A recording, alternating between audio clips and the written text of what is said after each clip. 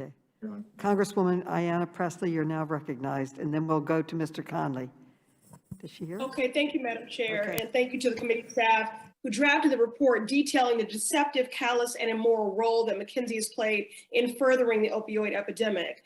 As Attorney General Healy mentioned, families in the Commonwealth of Massachusetts have been disproportionately impacted by this crisis. The overdose death rate in my state is nearly twice as high as the national average, and those stolen lives are disproportionately people of color.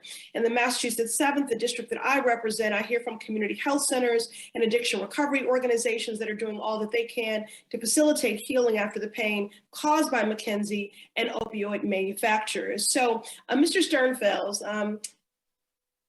your apologies feel empty and insincere and sort of PR responses because McKinsey was profiting off of the hurt and harm for years with zero remorse. In 2013, McKinsey presented Purdue Pharma, run by the Sackler family, with a strategy to, quote, turbocharge, unquote, sales of OxyContin. Ms. Feiner, as senior counsel in the lawsuit led by Massachusetts, was this the first time that McKinsey deployed the turbocharge strategy? Thank you for your question. No, well, McKinsey had been doing similar work for Purdue for a very long time.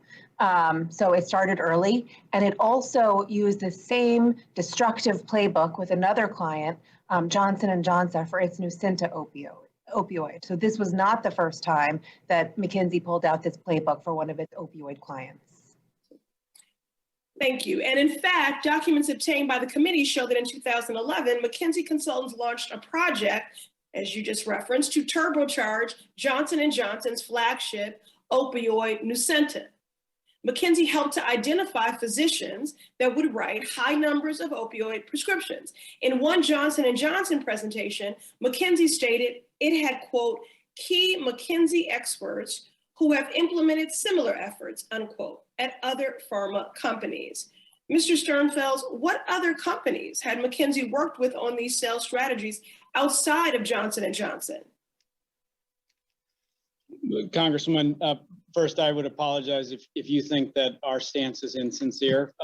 We take this stuff deadly seriously, and it's why we're here today. And it's why there's nothing more important than being transparent and accountable with all of you. If a full list of the work that we do in terms of pricing work, revenue work, what have you, with opioid manufacturers is of interest, I'll get you that and come back to it. Thank you. I don't have the full list with me. Okay, I'll reclaim my time and look forward to that information if you can't provide here in the committee hearing today, again, on what other companies McKinsey worked with on these sales strategies of turbocharge outside of Johnson & Johnson. So that's the information that I'll be looking for. But again, we know McKinsey had strategies to spread opioids like, quote, wildfire, and that these were strategies that they had perfected elsewhere. Based on the documents the committee has, McKinsey pushed a turbocharge opioid strategy at Purdue and at Johnson & Johnson. However, we need more documents to see what other pharmaceutical companies you worked with. So I thank you in advance for your transparency on that. Mr. Sternfels, will you finally commit to providing the committee just one more time, yes or no, with all the information that we've requested? As I have said many times today, I'm fully committed to continuing to work with the committee. We know that we're not done in answering your questions, and we want to pursue that, quite frankly, until you feel that you have the answers that you need, Congresswoman. Thank you. Like the Sackler family and Purdue Pharma, McKinsey and Company, you have been complicit in creating this country's opioid crisis and profiting off of the pain of millions of families. You've raked in billions of dollars every year, offering an apology while avoiding responsibility is really worthless. What you've done is unconscionable, it's unacceptable. Families were robbed of loved ones by your so-called consulting expertise, and McKinsey and Company must be held accountable. And I yield back.